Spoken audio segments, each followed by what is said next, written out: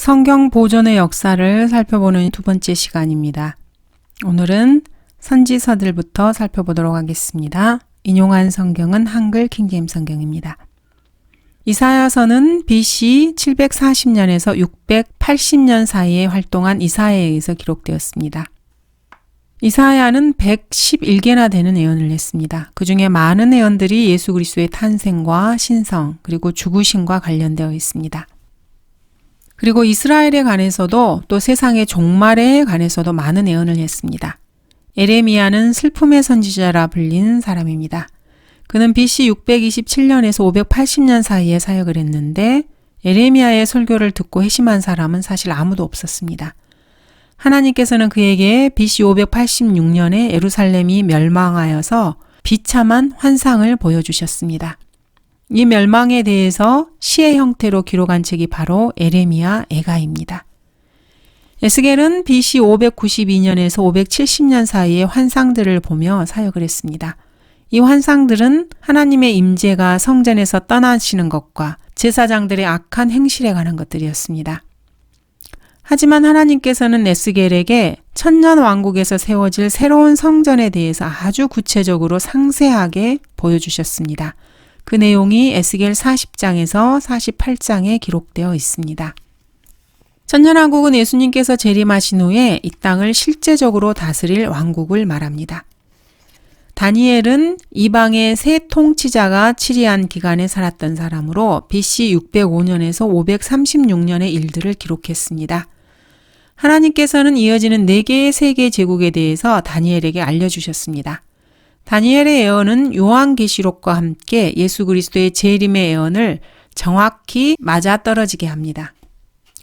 그 외에 나머지 선지서들을 소선지서라고 합니다. 여기서 마이너라는 것은 분량이 적기 때문에 그렇게 이름이 붙여진 것입니다. 결코 그 메시지의 가치가 더 열등하기 때문이 아닙니다.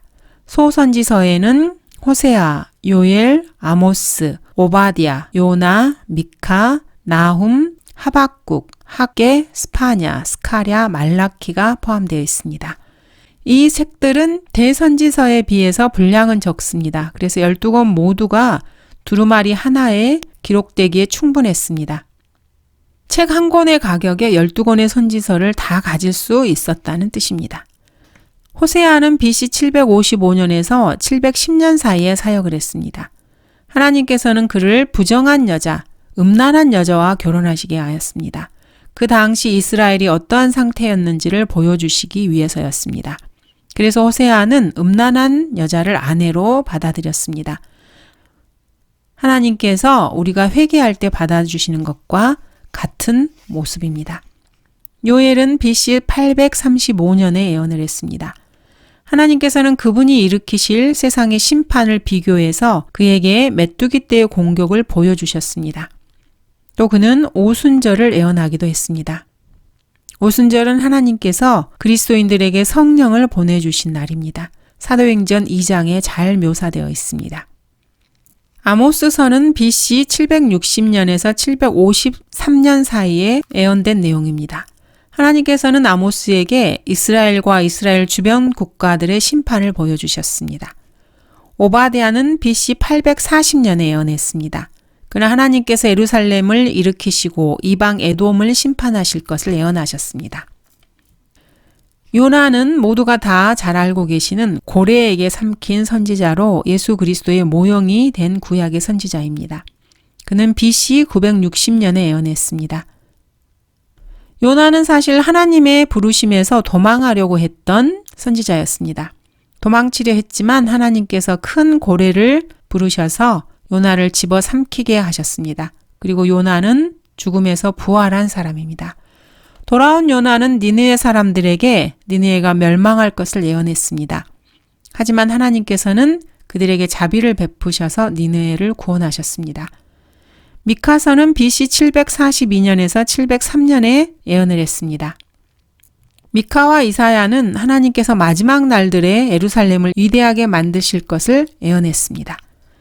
나훔은 BC 742년에서 703년에 예언을 했습니다. 니느웨 사람들이 다시 죄악으로 물들자 나훔은 그들에게 하나님의 심판을 선포했습니다. 하박국은 BC 607년에 예언했습니다. 하박국은 하나님께서 민족들을 벌하시는 그분의 공의에 대해서 질문을 했습니다.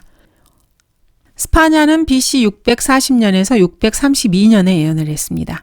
하나님께서는 그에게 예루살렘과 모든 민족들의 심판과 마지막 날의 이스라엘의 미래에 대한 희망을 보여주셨습니다. 학개는 바빌론에서 돌아온 후 BC 520년에 예언을 했습니다. 하나님께서는 그분의 성전이 재건되길 원하시며 그 성전을 복주실 것입니다. 스가랴는 BC 520년에서 475년에 예언했습니다. 스가랴와 학개는 성전에 대해서 예언을 했습니다. 하나님께서는 스가랴에게 마지막 날들에 대한 많은 환상들을 주셨습니다. 말라키는 BC 433년에 예언했습니다. 느헤미야의 귀환과 개혁 이후에 다시 죄악에 빠져든 이스라엘 백성들을 책망했고 또한 침례인 요한이 올 것도 예언을 했습니다. 자, 다음은 신약 성경을 살펴보도록 하겠습니다. 신약 성경은 무엇에 관한 이야기를 하고 있습니까? 하나님께서는 8명의 사람들을 사용하셔서 신약 성경을 기록하셨습니다. 마태복음, 마가복음, 누가복음, 요한복음은 모두 그 기록자의 이름을 따서 붙인 것입니다.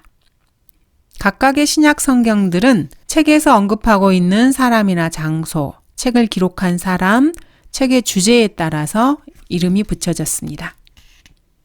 바울 서신들로는 로마서, 고린도전후서, 골로새서, 에베소서, 빌립보서, 갈라디아서, 데살로니가 전후서, 디모데 전후서, 디도서, 빌레몬서, 히브리서가 있습니다. 마태복음을 쓴 사람은 마태레이입니다. 마태는 세금 징수자인 세리였습니다. 마가복음의 저자는 마가 요한입니다. 마가 요한은 바울의 선교 여행에 참여했다가 거기서 도망친 적이 있는 사람입니다. 하지만 바나바가 마가 요한을 다시 데리고 돌아온 후에 그는 매우 신실하게 일을 했습니다. 누가는 사도행전과 누가복음을 기록한 저자입니다.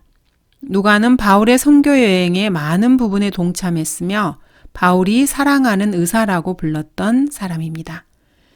누가는 신중하게 예수님의 삶을 연구했고 마리아, 엘리사벳 등 많은 사람들에게 예수님의 일들을 물어보았습니다. 요한은 요한복음과 요한 1, 2, 3서 요한계시록을 기록했습니다. 요한은 예수님께서 가장 사랑하는 제자로서 사랑받는 제자라고 불렸습니다. 그가 절대 죽지 않을 것이라는 그러한 말도 있었지만은 물론 요한은 죽었습니다. 하지만 아주 오래까지 살았습니다. 약 AD 100년까지 말입니다. 사울이었던 바울은 14권이나 되는 책들을 썼습니다. 처음에 사울은 교회를 박해했지만 회심한 후로는 온 마음과 몸과 일생을 바쳐서 전 생애를 복음 전파에 바쳤습니다. 바울은 자신이 방문했던 교회들과 목자들에게 용기를 주었고 사람들을 가르쳤고 사람들의 잘못된 부분들을 바로잡아 주기도 했습니다. 야고보와 유다는 야고보서와 유다서를 기록한 사람들입니다. 야고보서의 저자는 세베대의 아들 야고보입니다.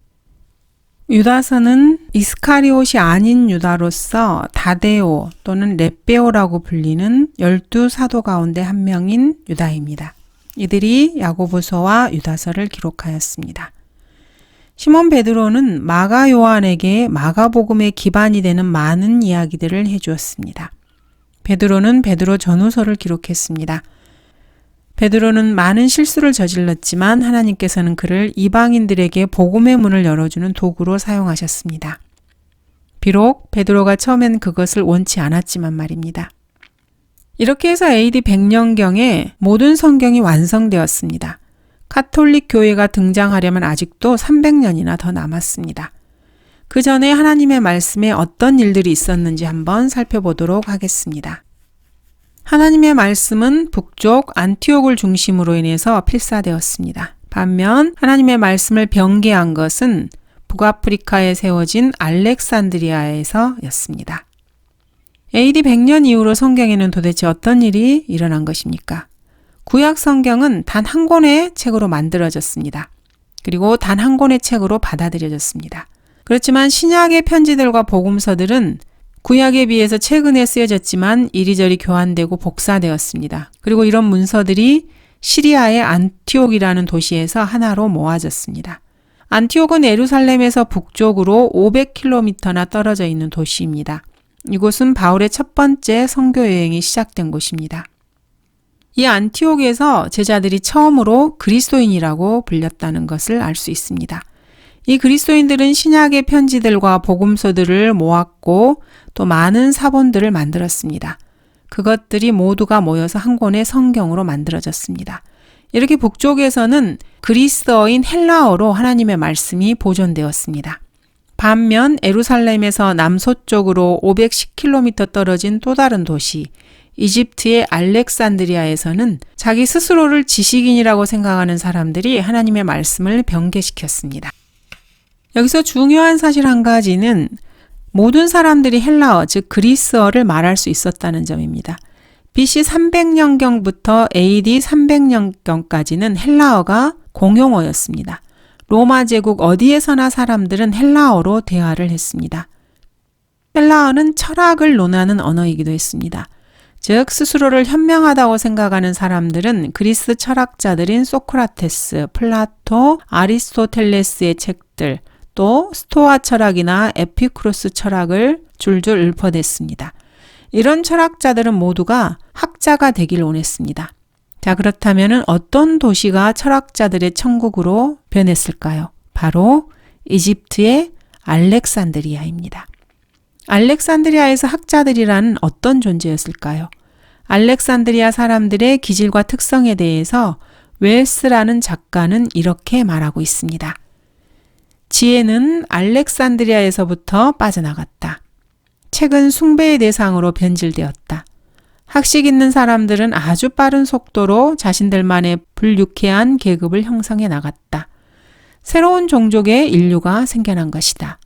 필요한 일에 대해서는 부끄러워하고 정신병적이며 실용적이지도 않고 무능력했다. 반면에 문학의 자질구레한 것 하나에도 이상하리만치 격분했고 저명한 학자 밑에서 배우지 않은 동료에 대해서는 비웃었다. 그들은 인류의 지식이 발달하는 과정에서 생겨난 부산물이었다. 이렇게 학자들을 묘사하고 있습니다. 즉, 이 알렉산드리아에 있는 학자들이라는 사람들은 이기적이고 자신이 학식이 있다고 우쭐댔으며 다른 사람의 그 어떤 것도 인정하려고 들지 않는 질투심이 많은 위선자들이었다는 것입니다. 자, 그렇다면 이 사람들이 들고 온 성경은 도대체 어떤 것이었을까요? 자, 알렉산드리아의 저명한 학자들을 한번 살펴보도록 하겠습니다. 이들은 서로서로 자신들이 옳다고 주장하고 상대방을 무조건 깎아내리는 그러한 부류들이었습니다. 알렉산드리아의 학자들은 안티옥에서 필사된 순수한 성경을 손아귀에 얻을 수 있었습니다. 오류 없는 사본들 말입니다. 사도들과 선지자들이 직접 건네주었고 신실한 그리스도인들이 하나님의 말씀으로 믿고 암송하고 실행하면서 필사했던 그 필사본들이 알렉산드리아 학교에 흘려들어가게 된 것입니다. 이 잘난치 않은 학자들은 이 필사본을 손에 들고 거기에 자신의 생각을 집어넣기 시작했습니다. 알렉산드리아 학자들이 성경을 자기 손에 쥐게 되었을 때 모든 것이 바뀌기 시작했습니다. 이들은 자신의 이성으로 이해되지 않는 하나님의 말씀에 손을 대기 시작했습니다. 자기 자신이 이해할 수 있는 수준으로 성경을 끌어내린 것입니다. 그리고 자신들에게 하나님의 말씀을 바꿀 수 있는 권위가 있다고 생각을 했습니다. 그리고 계속해서 이 일을 진행해 나갔습니다. 이들은 알렉산드리아에서 여러 해 동안 계속해서 논쟁을 벌였습니다. 이러한 논쟁 가운데서 성경 변개에 가장 크게 기여했던 인물이 바로 오리겐이라는 학자입니다. 오리겐은 성경 변개의 기원이 되는 사람이었습니다. 오리겐은 하나님께서 보존하신 성경이 자신의 마음에 들지 않았습니다. 왜냐하면 그는 학자였기 때문입니다. 그는 자신의 전생애 동안에 그리스 철학에 기반을 둔 책을 무려 2,000권이나 쓴 사람입니다. 오리겐의 친구 팜필리우스에 의하면 오리겐이 6,000여 권의 책을 썼다고도 합니다. 최소한 그 중에 2,000권 정도를 썼다는 것은 역사적 사실입니다. 오리겐의 사상들은 성경을 해석하는 방법에도 작용을 했습니다. 즉, 은유적으로, 우화적으로 해석하는 것입니다.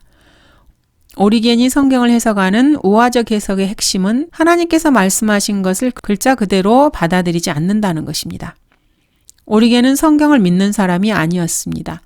오리겐은 구약의 기적들을 믿지 않았습니다. 그는 예수님의 말씀과 예수님의 기적들을 믿지 않았습니다. 오리겐은 성령께서 불멸하시다는 것을 믿지 않았습니다. 그리고 오리겐은 예수 그리스도께서 전능하신 하나님이시라는 것도 믿지 않았습니다. 오리겐은 하나님께서 의도적으로 성경에 오류들을 집어넣으셨다고 믿는 사람이었습니다. 그는 신약에서 예수 그리스도가 하나님이라고 적혀 있는 것을 불필요하다고 생각하고 이 부분들을 삭제했습니다. 그리스도인의 입장에서 보면 참으로 가관입니다. 오리겐은 이중인격자였습니다. 그는 예수와 성령은 창조된 존재였다고 생각을 했고 그들은 결코 하나님과 동일시될 수 없다고 학생들에게 가르쳤습니다. 그러면서 또 한편으로는 아버지와 아들과 성령은 동일하시며 영원하다고 가르치기도 했습니다. 그러면서 자신이 이교도가 아니라고 주장을 했습니다. 이렇게 해서 오리겐은 이상한 헬라어 성경을 하나 만들어내었습니다. 그는 자신이 번역한 헬라어 구약 성경에 외경을 집어넣고 그가 변개한 신약 성경을 이어 붙였습니다. 외경이라는 것은 신약과 구약 사이에 들어간 위조된 거룩한 책들을 말합니다. 오리겐은 자신의 성경을 좀 더 격식 있게 만들기 위해서 신약의 구절들을 구약에 삽입시키기도 했습니다. 예를 들어서 바울이 로마서 3장에서 했던 말을 오리겐은 읽은 것입니다. 그리고 그것을 시편 14편에 집어넣는 이런 수법입니다. 그는 실제로 로마서 3장 13절에서 18절을 시편 14편 3절에다가 6구절에 걸쳐서 거꾸로 옮겨 놓았습니다. 이들은 안 될 게 뭐야 라는 식이었습니다. 그리고는 바울이 자신이 쓴 이 헬라어 구약을 인용했다고 생각하기를 바랬습니다. 바울이 자신의 성경을 인용했다고 주장하고 싶었던 것이죠. 사도들과 예수님께서 자신의 구약 성경을 인용한 것처럼 보이게 만들고 싶어 했습니다. 그래서 자신의 책이 고대의 것처럼 보이게 했고 권위 있게 여김을 받고 싶었던 것입니다. 오리겐은 또 다른 책들을 성경에 포함시켰습니다. 외경을 성경에 넣은 것입니다. 이렇게 사탄은 오리겐을 이용해서 첫 번째로 가짜 성경을 만들어냈습니다. 오리겐은 자신이 원하는 부분에 자신의 사상을 첨가시켰고 또 자신이 동의하지 않는 부분들을 성경에서 삭제시켰습니다. 오리겐에게는 왜 헬라어 구약 성경이 필요했을까요? 왜 헬라어 성경을 가지고 있나요? 라고 오리겐에게 묻는다면 그는 히브리어가 자신이 쓰고 있는 헬라어보다 비속하기 때문이라고 말할 것입니다. 사실 오리겐은 히브리어를 잘 알지 못했습니다. 그리고 헬라어는 히브리어보다 배우기가 쉬웠습니다. 오리겐의 70인역 시편 14편 3절에는 신약성경 로마서 3장 13절에서 18절에 거기에서 차용된 49개의 헬라어 단어가 추가되어 있습니다. 많은 헬라어, 라틴어 성경들의 이 구절에는 로마서 3장 13절에서 18절에 연결되어 있는 구약의 인용구들이 삽입되어 있습니다. 그러므로 카톨릭에서 인정하고 있는 소위 70인역 성서는 사실 BC 285년에 기록된 것이 아닙니다. 이것은 분명 AD 100년 이후에 신약 성경을 가지고 있던 사람들에 의해서 쓰여진 것입니다. 이렇게 해서 오리겐은 자신의 구약 성경과 외경들을 엮어서 책을 만들어내었습니다. 그리고 이것을 고대의 70인역 성서라고 불렀습니다. 오리겐은 하나님의 성경이 아닌 자신의 성경을 세상에 내어놓은 것입니다. 구약 성경을 수정한 곳에다가 외경이라고 하는 민담을 집어넣고 여기에 신약 성경을 변개해서 오리겐이 만들어낸 알렉산드리아 2단 성경이 완성된 것입니다. 이 오리겐이 만든 성경은 19세기에서 21세기에 와서 아주 큰 활약을 하게 됩니다.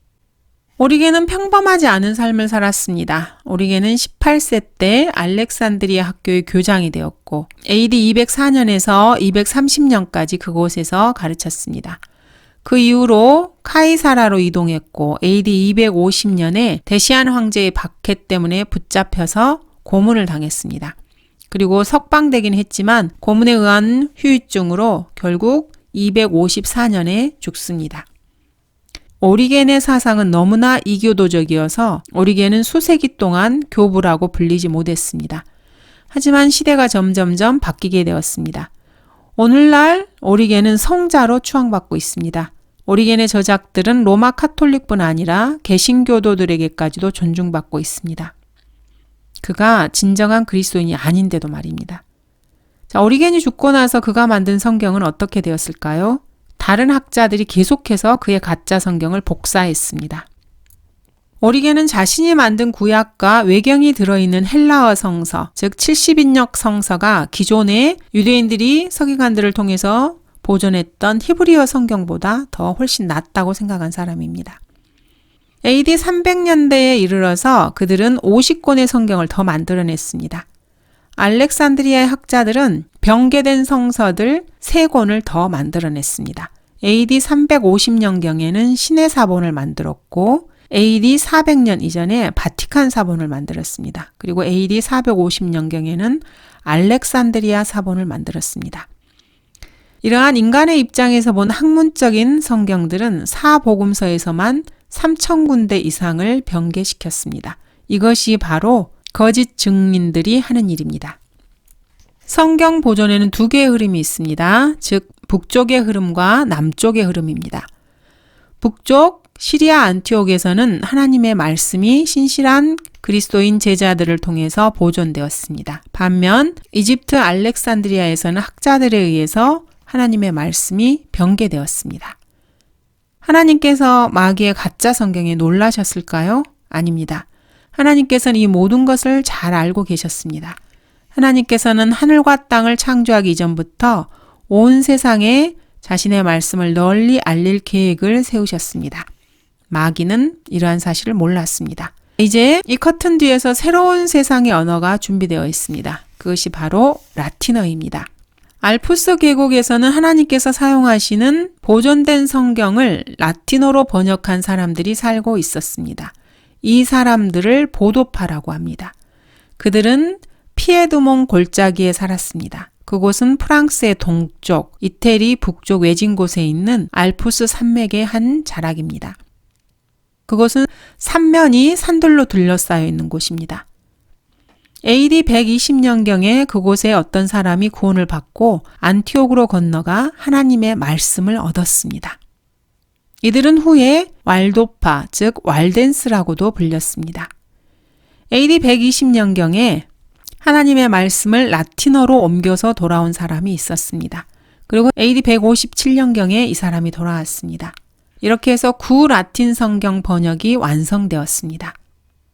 현재는 이것을 구라틴 성경이라고 부르지만 당시에는 올드, 구라는 말이 붙지 않았습니다. 수백 년 동안 라틴어는 세계의 공용어였으며 하나님의 말씀은 전 로마 제국에서 읽히게 되었습니다. AD 200년 이전에 이 라틴 성경이 영국 전역에 퍼졌습니다. 구라틴 성경은 널리 퍼져서 그리스도인들이 사용하게 되었습니다. 그리스도인들은 이것을 보편적인 성경이라는 의미의 벌게이트 성경이라고 불렀습니다. 보도파 선교사들은 로마까지 들어가서 둘씩 짝을 지어서 죽음을 무릅쓰고 복음을 전했습니다. 그들에게는 자신의 삶보다도 복음 전파가 훨씬 더 중요했습니다. 교회시대 초기의 로마 황제는 교회를 박해했습니다. 그리스도인들을 찾아내어서 성경을 불태우고 그들을 죽였습니다. 이러한 대학살은 콘스탄틴이 황제가 될 때까지 계속해서 이어졌습니다. 감사합니다.